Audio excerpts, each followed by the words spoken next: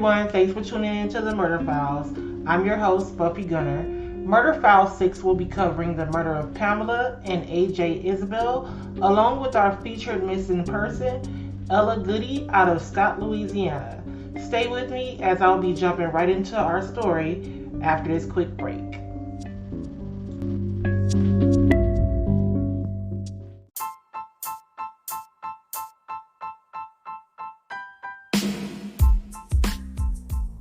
If you haven't heard about Anchor, it's the easiest way to make a podcast. Let me explain. It's free. There's creation tools that allow you to record and edit your podcast right from your phone or computer. Anchor will distribute your podcast for you so it can be heard on Spotify, Apple Podcasts, and many more. You can make money from your podcast with no minimum listenership. It's everything you need to make a podcast all in one place. Download the free Anchor app today or go to anchor.fm to get started.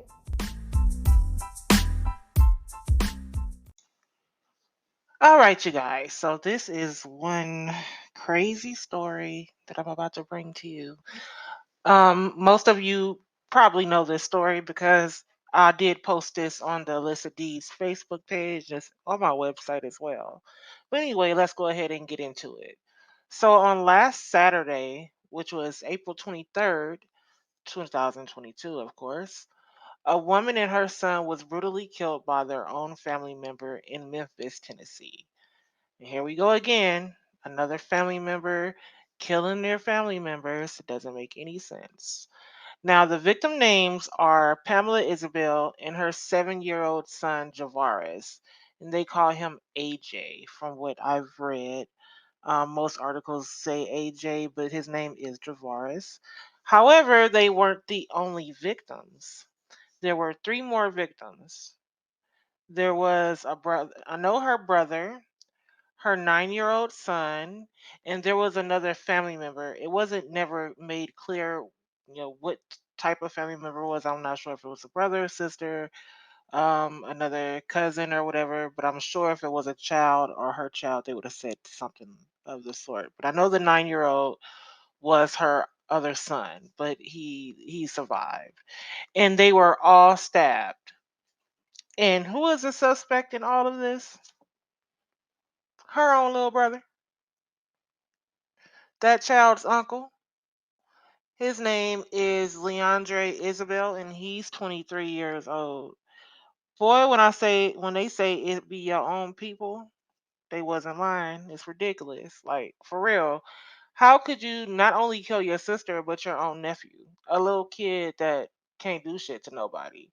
Y'all be so weird to me. Anyways, Leandre was arrested and charged with 2 counts of first degree murder and 3 counts of attempted first degree murder. And he's being held at the Shelby County Jail with no bond. And I know his next hearing is on May 4th.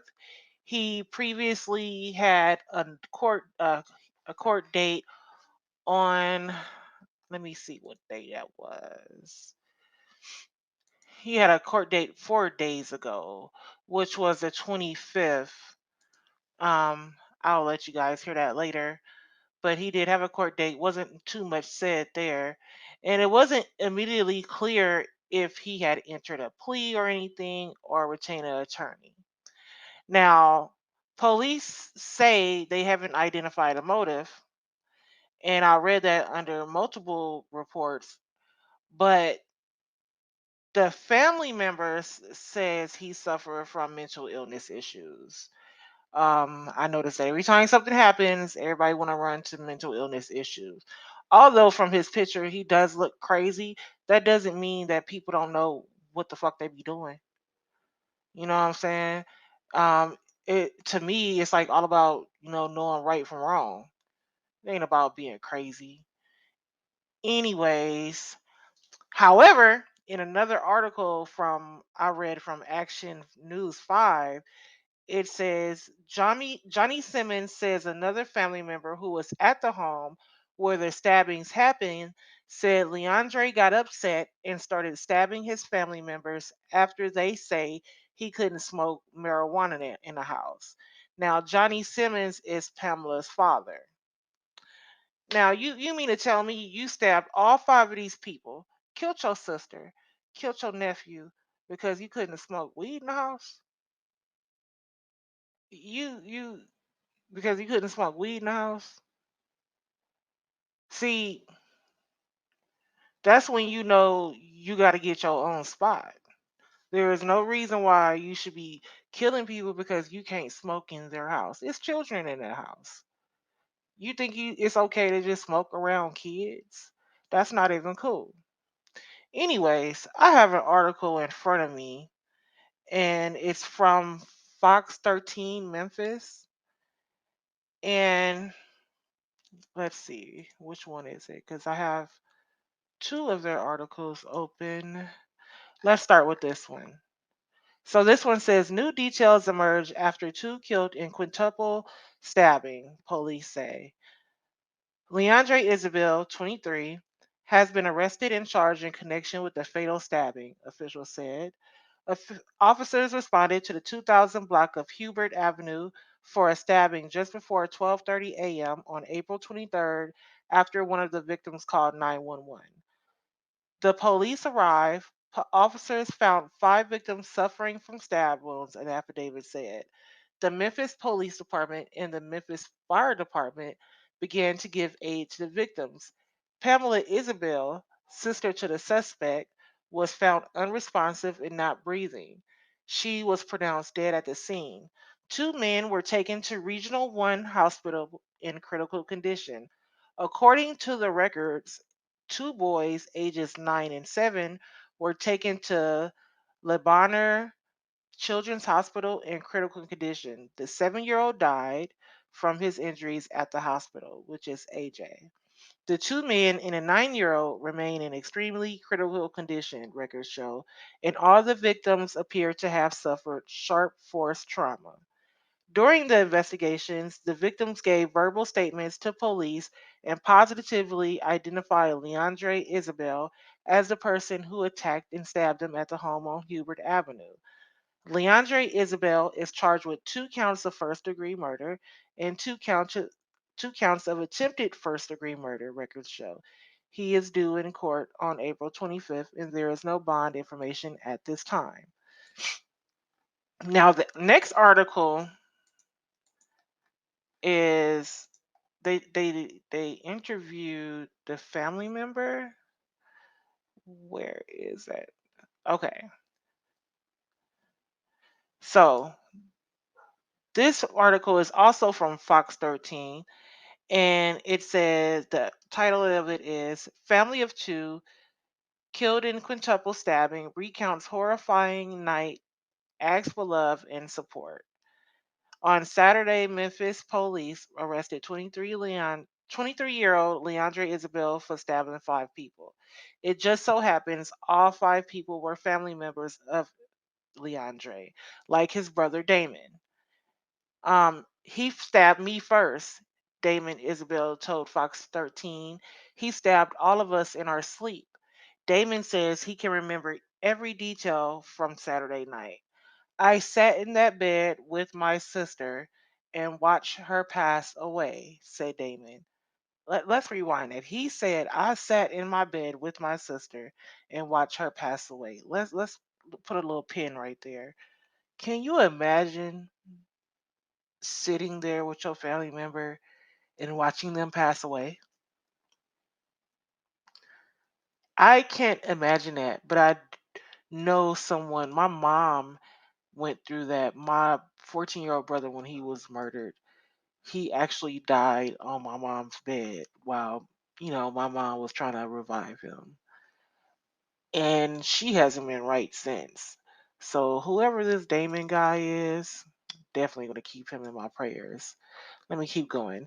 His sister Pamela Isabell, and nephew Javarious Isabell died in an attack. You should not wake up knowing your brother or any family member wanted to screw over another family member, said Romy Isabel, another brother. Um, Damon's brother, Romy, says the family needs all the support they can get as they mourn the loss of his sister and nephew. She was sweet, said Romy. Anything you need, call. She'll let you know. And Javarious, will sit around playing with cards, just being innocent like a kid do. Close friend Chris Thomas said he's been around Romy since he was a kid, and hearing the news was unbelievable. I really raised him, and to hear that it was so close, whether or not it's close, it's a tragedy, period, said Thomas. Romy says the next step is raising funds for a funeral, which they plan to raise through a GoFundMe. Family members say they're glad Leandre has been caught, but now they need support and love. We don't we don't help just because of this. We need to help, period. Funds for GoFundMe will be used for funeral expenses for both Pamela and Javarius. And the family said when they do create the link, they'll share it with Fox 13 once it's ready. I haven't seen a link. I haven't seen a GoFundMe. I have searched for one, but wasn't able to find one. But yeah, I haven't found one, and I just searched and I don't see one. Let's read this last article. This one is from News Channel 3, which is WREG Memphis. And it reads, Mom and son dead, three others injured in North Memphis stabbing. A mother and her son are dead after police say a stabbing happened overnight on the 2000 block of Hubert Avenue in North Memphis Saturday. Officers found five people, including a child, stabbed when they arrived around 12:30 a.m. MPD initially said there were four people involved, but later upgraded the total number to five. One person was pronounced dead on the scene. The child was taken to Lebarner Hospital and died from their injuries. The two victims who died later identified the two victims who died were later identified as Pamela Isabell. She was 37 years old, and her son AJ, according to family and detectives. Memphis PD said the other three victims, including another 9-year-old juvenile, were taken to a hospital in extremely critical condition. Leandre Isabel was arrested and charged with 2 counts of first degree murder, 3 counts of attempted first degree murder. Family and friends were visibly sad when they made it to the scene. How in the blank can you stab all those people like that? One family member said, and then you wait until they go to sleep. Memphis police say Leandre is Pamela's brother. The motive for the attack remains under investigation. One of those people that's in the hospital said he did it, a family member said. They said, My family members are dead. He did it. Family members say Leandre has battled mental issues for a long time. He just got a problem. He just got a problem, a family member said. Everybody tried to help him. Everybody in the family tried to help, taking him back and forth to work. Nope, don't have to pay no rent. Jerry Starks lived next door to the family and is still shaken up by what he saw. I saw them pumping the chest of one of the kids trying to survive him. Then I seen another kid come out. He walked out and I think he was stabbed also, but they put him on a stretcher. Marquipa Odom is the executive director of YWCA Greater Memphis, a domestic violence shelter. She wonders if signs were missed leading up to a stabbing. We have to watch signs, Odom said. Signs of anger, signs of their behavior being different, signs of them being aggressive. So there are telltale signs in most cases before someone just acts out. Of course, Leandre doesn't have a bond, and we already said he was expected to in court April 25th. Now, yeah, you have to watch for the telltale signs, but it just seems like these guys these days, not all, but a lot of these young men are so angry, and I don't understand like where the anger is coming from. Why are they so unhappy? And if you are unhappy, you have to take initiative within yourself and change that. since you wanted your own place, obviously you should have went out and got your own place. You already living somewhere rent free. It looks like everybody in your family has tried to take care of your ass, and now you want to kill everybody because you can't smoke weed. I bet you that is the only motive. It's just ridiculous. It's just, Lord have mercy. You know what? I'm gonna end this right here, and I'm gonna let go ahead and play um a couple of clips from the news for you, what the family member said, and then we're gonna go ahead and go into a quick music break. When we come back from music break, we'll be hearing about the missing person story, which is Ella Goodie. See you in a bit. First at 10 tonight, a neighborhood rattled after a stabbing left 3 people injured and a mother and her young son dead. Thanks for joining us tonight. I'm Shay Arthur. The tragedy has sparked conversations about domestic violence. The suspect is accused of killing his own family members as they were sound asleep. WRAG's Jordan James is live tonight with the latest on that investigation. And Jordan, I understand you also spoke with an expert about family violence. Yes, Shay, I did, and she wonders if this could have been prevented or if some signs were overlooked. As investigators try to answer those questions, one thing is clear: a family is hurting tonight. Emotion spilling over on Hubert Avenue. I don't want to talk to him. Why would I want to talk to him? As loved ones struggle to make sense of what unfolded inside of this home. I don't understand. Early Saturday morning, police say 5 people were stabbed. As a result, 2 of the victims died. Family identifies them as Pamela Isabell and her 5-year-old son, AJ. Memphis police say Pamela's 23-year-old brother, Leandre, is responsible for the attack. Family telling WREG he has battled mental health issues. He just got a problem. He got a problem. Everybody tried to help him. Everybody in the family helped him. Take him back and forth, work. Nope, don't have to pay no rent. The motive for the attack remains under investigation. Isabel is now charged with 2 counts of first-degree murder and 3 counts of criminal attempt first-degree murder. Just pray that and hope that our community, that we don't become so desensitized. Marquita Odom is the executive director of YWCA Greater Memphis, a domestic violence shelter. She wonders if signs were missed leading up to the stabbing. We have to watch signs. Signs of anger, signs of their behavior being differently, signs of them being very aggressive. And so there are telltale signs in most cases before someone just acts out. Back on Hubert Avenue, reality has set in, leaving more questions than answers.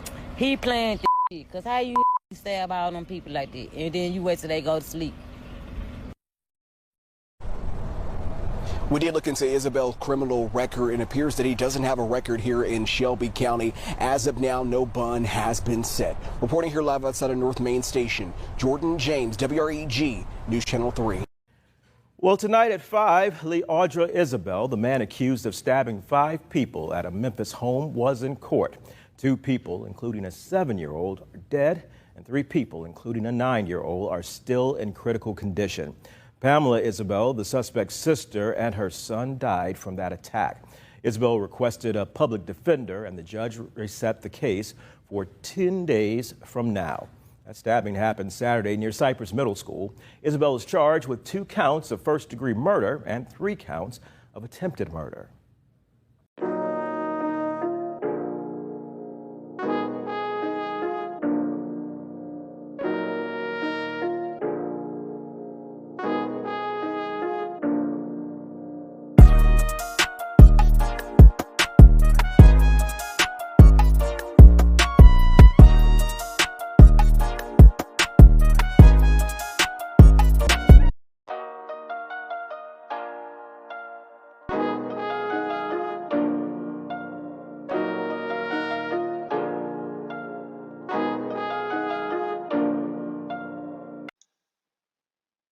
All right, so this story I've been sharing for a while now. Um, Ella Goodie was last seen on March 9th of this year in Scott, Louisiana. She was contacted to drive as a rideshare driver by Brandon Francisco to Houston, Texas. That's who she was last seen with, and no one has heard from her since. Ella is described as 5'3" tall and weighing 168 pounds. She was last seen wearing a denim jacket with blue pants.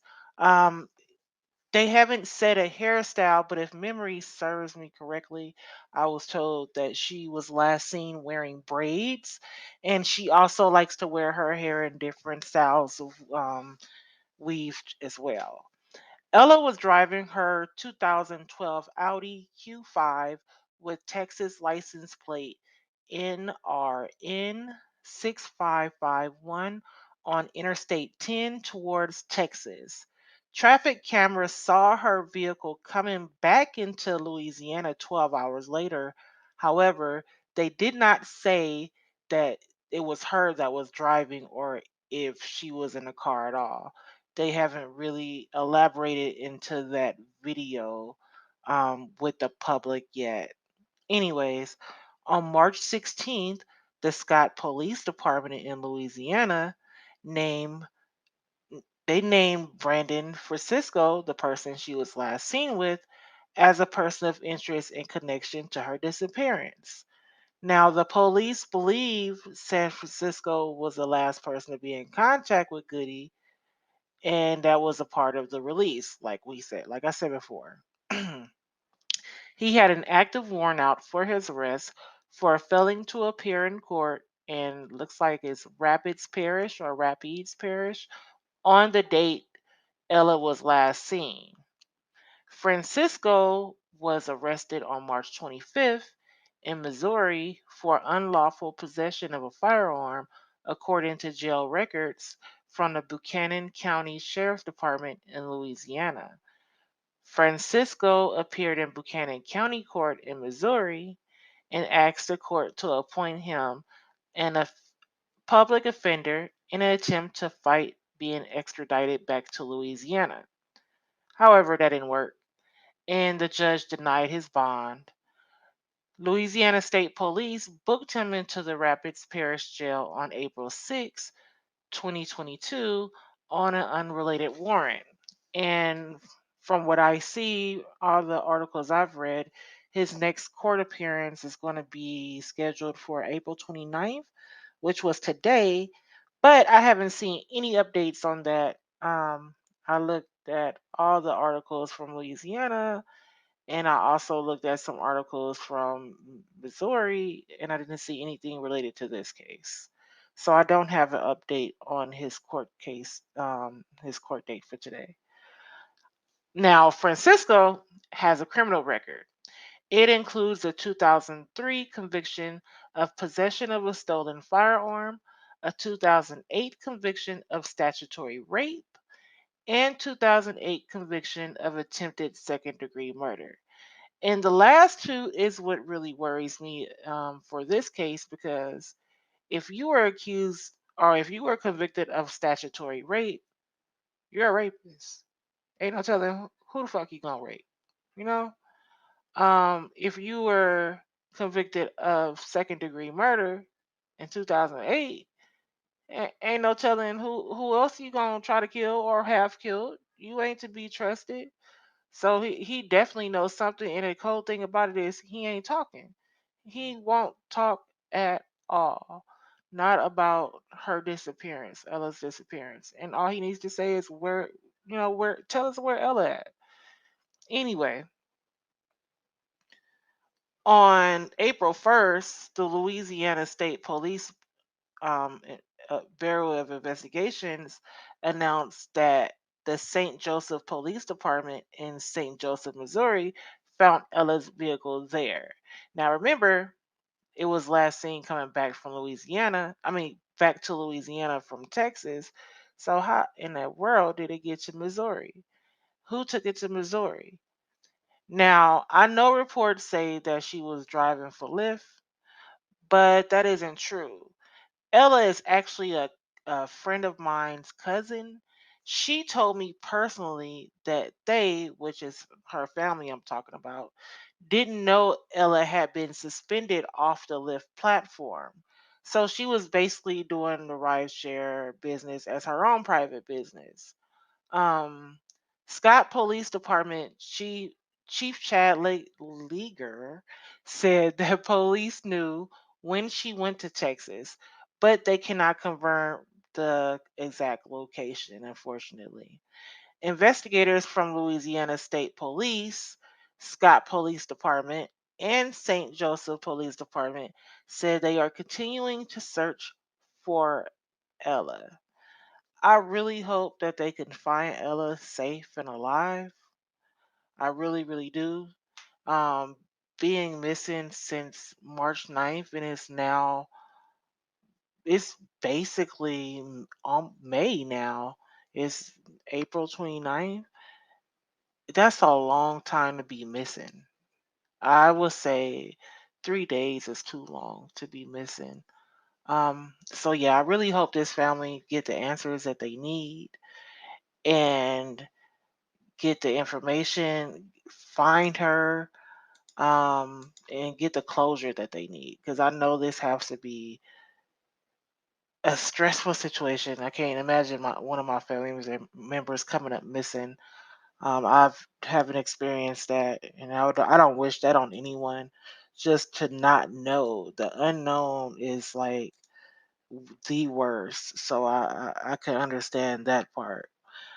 Anyways, anyone with information is urged to contact the Louisiana State Police at 318-484-2194 or the Scott Police Department at 337-233-3715. Now remember, her name is Ella Scott. No, no. Her name is Ella Goodie, and she's from Scott, Louisiana. Sorry for totally messing that up. But if you see her story out there, share it. If Go ahead and go on Google and Google her story, Google her name, share it, get it out there, because I have not seen this on TV. I have not really seen this in different articles.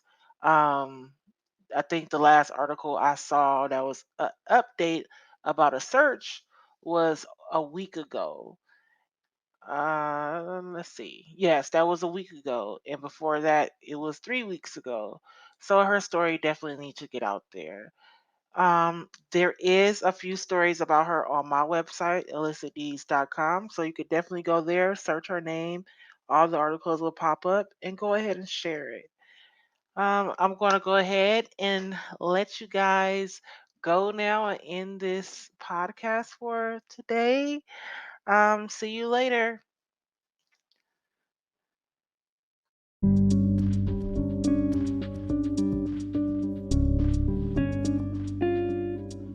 Thanks for listening to the Murder Files with me, Buffy Gunner.